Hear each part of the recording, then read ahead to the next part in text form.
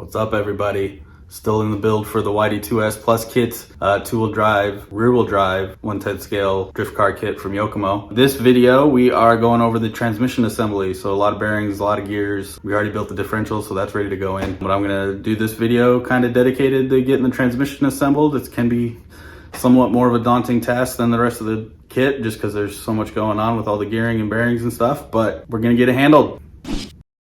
And of course, like always, there's going to be links down below to all the tools and stuff I use in this. So if you want to check those out, click the links down below. They are affiliate links. So if you do end up buying something that you like, it does help the channel out. So check it out. Merch too. Merch link down below. Check it out. All right.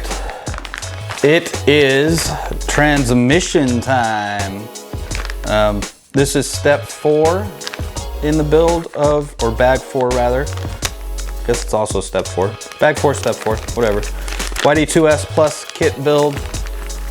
This is the transmission. Figured I'd do a video on it for you guys, kind of show you how it goes together. It's a lot of bearings, a lot of screws, a lot of gears, so figured you guys might want to see kind of a video going over it. So we are going to get everything taken off the parts trees and opened up. I do like, anytime I've got composite or plastic parts, I like to get the nubs off when you're taking them off the tree. Just a little extra detail and effort that goes into building the kit. Makes the final product just that much better. Smooth it out a little bit. And then we've just got bags of screws and bearings and everything. So I am working on a Yokomo RC magnetic pit mat, which is really nice because it's magnetic, so the screws don't just go rolling around. If you're using one of the yoga style pit mats that are nice and soft, those do a good job of keeping everything from rolling away on you too. But I was pretty excited. I've had this Yokomo RC mat for years, and I actually just recently found where I hid it. So it came out from hiding. I'm using it. It's got all my old stickers on it from 2013 when I started this channel. Anyways, we don't care about that. We just want to get all these parts out of the bag so we can build this transmission, right? If you missed the last video I went over filling the diff with fluid. Just a nice little bonus video for you guys. I'm going over how to do that. So click the link down in the description if you haven't checked that one out yet. You can check that one out. It gives a really good video on just bleeding the diff and making sure it's filled properly. Not too hard because the diff in this kit does come pre-assembled. You just have to open it up, put the fluid in it. But now we've got transmission parts. So this actually is going to be a few pages worth of instructions here. But we are gonna go ahead and get started. Basically, I mean, you're starting right building the transmission. So you've got your two halves here that go together to build the transmission. You've got a deeper half here where your top shaft goes through, and then the shallow end here. Top shaft's gonna go through there and then hold the spur gear on the other side of it. But basically, we're just gonna start putting idler gear shafts in. Just go in those two holes in the middle there. And then you've got your top shaft, which is nice aluminum piece, so nice and lightweight. You're gonna have to put a bearing on it. So it's a 5x10 bearing. It's gonna slide over and go up to that mark there. And then you can slide this all the way through. That bearing's gonna meet on the outside of the case there. So that's the bearing you put in. Then we can get our idler gears going. You've got 2 of the idler gears, both of which need 5x10 bearings, two a piece, so 1 on each side. They should just pop in, and you want to make sure they are all the way in and flush with the side of the gear. If you don't push them in all the way, you can run into some clearance issues when trying to get the transmission case together, and we don't want that. And then with the bearings on those, you can just slide those over the 2 idler shafts. And you can see all 3 gears now are making contact with each other and spinning like they should. Then you're gonna have your diff that we filled with fluid in the last video. These get the big bearings on it, the 10x15s. So just slide one, those are gonna go kind of click, slide all the way over. They should clear your output shafts there.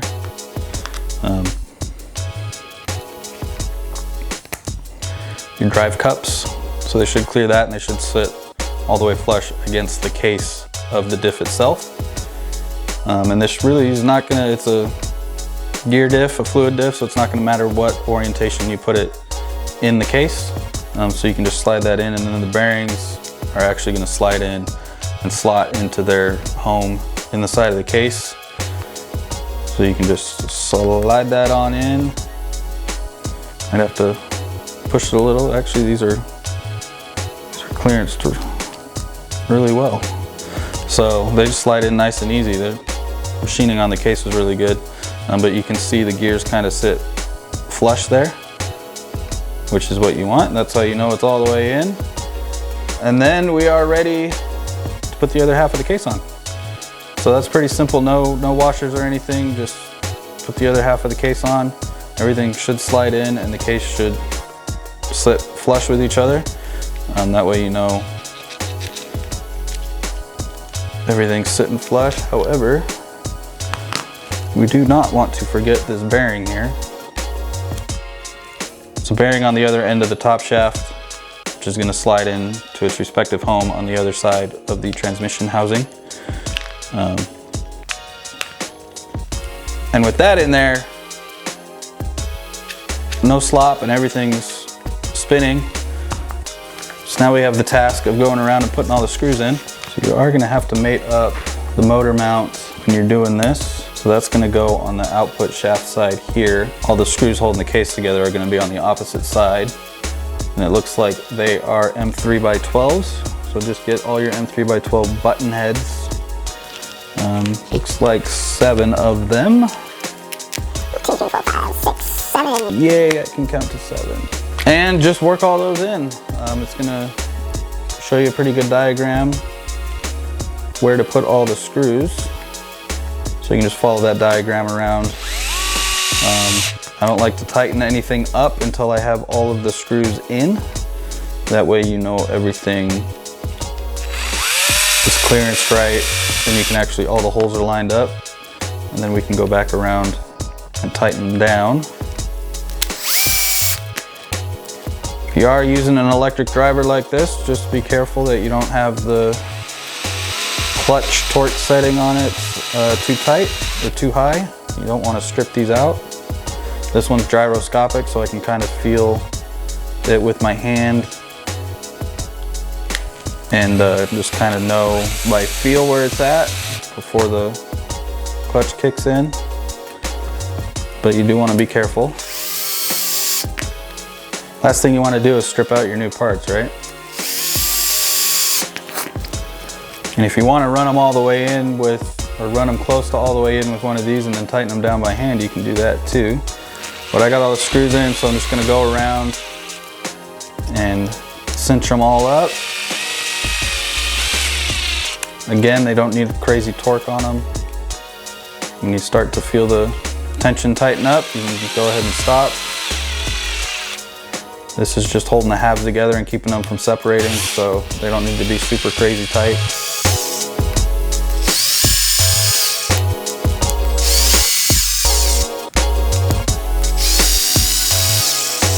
All right, we got all those tightened up. And I always like to, once I tighten up a transmission case, I like to spin the gears, make sure there's no binding or anything that we caused by over tightening any screws or anything. This one feels really good. So that should be perfectly adequate. They don't mention it in their manual, but on the internal gears on here, sometimes when you're building a transmission, you can put a little bit of grease on there. Can grease the gears. They're not mentioning it in the manual, so I'm not going to use that grease that we got in the diff bag to put on there. But now that the halves are together, we can go ahead and get the motor mount put on, and this has got a lot of adjustment on it as far as motor position. I always build my kits box stock setup, so we're going to follow the diagram on the manual and put the screws in those corresponding holes. That way we have it in that setup. But those are all, what are those? Those are M3x12s, same as the case. So just get the last 4 of the M3x12s. Stay.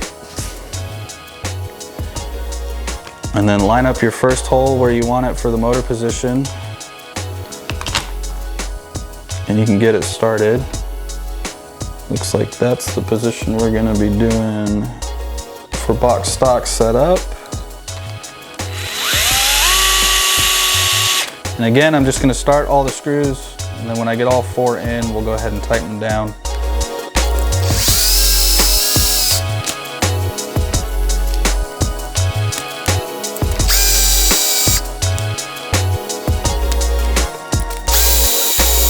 And then with all 4 of them started, we can go ahead and start running them all in.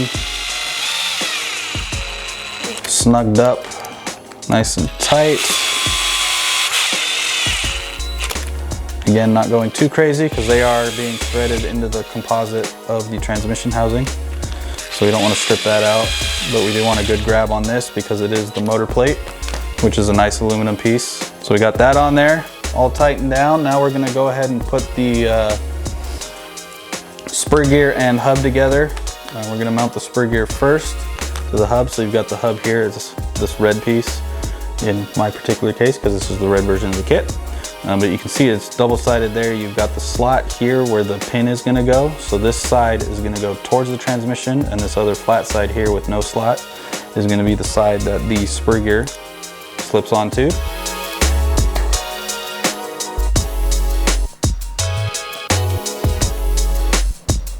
So just do your best to line up the holes and then press it on there. It's a pretty snug fit on the hub here, which is what you want, so you don't want any slop in the gear on the hub. And then you can take a small driver if you need to and kind of twist it in there to line the holes up. These are going to be the small M3x6 button heads. So just use those. I am going to use, if I can find it, just going to do these ones by hand. Again, starting them all before I snug them all up. These are going into an aluminum piece, so if you want to put a drop of blue thread lock on there, feel free to do that. There's none included in the kit, so you'll have to supply it yourself. But if you do want to do that, you can do that to keep them from backing out. I am just going to snug them up without any though. And don't use red. Don't match the color of the aluminum with red because you'll never get them out. And you will have to replace your spur gear at some point. So we don't want it to be fully permanent. But I got them all in there. Now I'm just gonna go around in as best of a crisscross pattern as I can and tighten them down. So you can see there the spur gear is mounted to the hub. Now we've got a pin here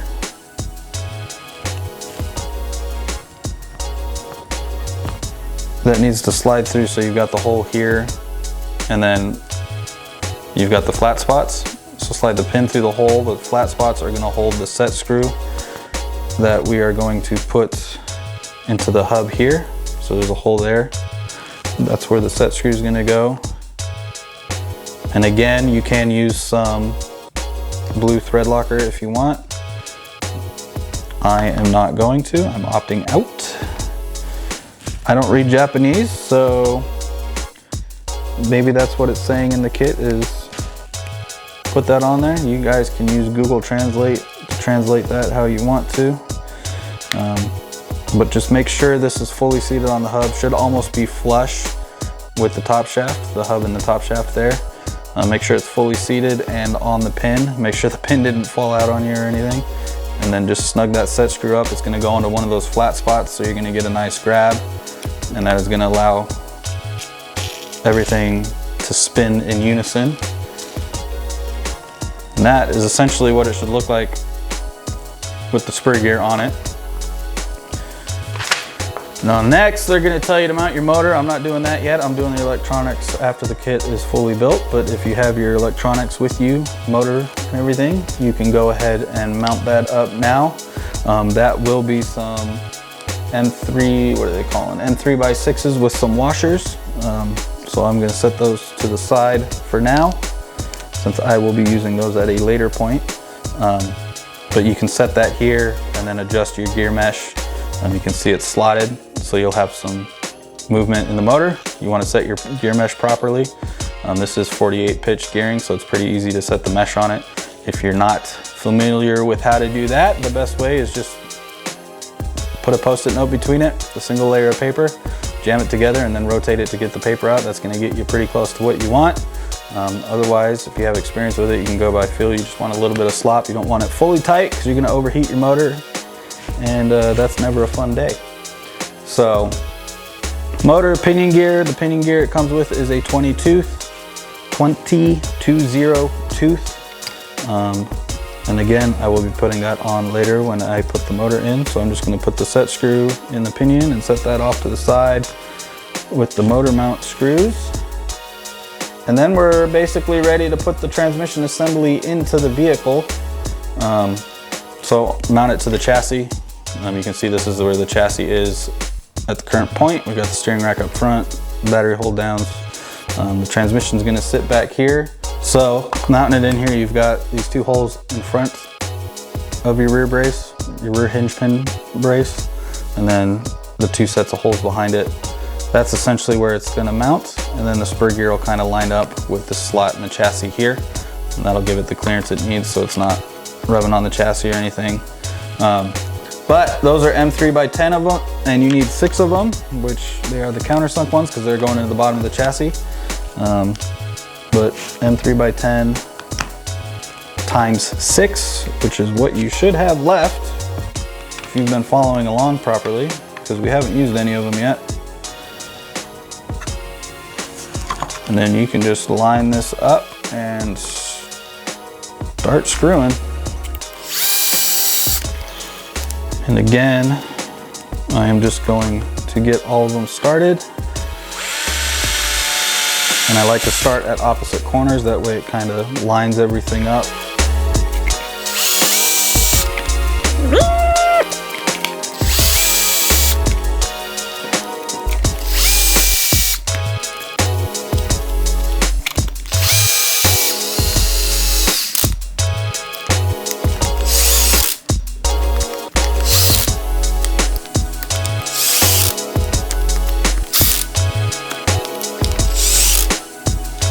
With all of those tightened down, go ahead and spin your spur gear, make sure there's no clearance issues on the chassis or anything, but you have your transmission and probably your motor in the vehicle.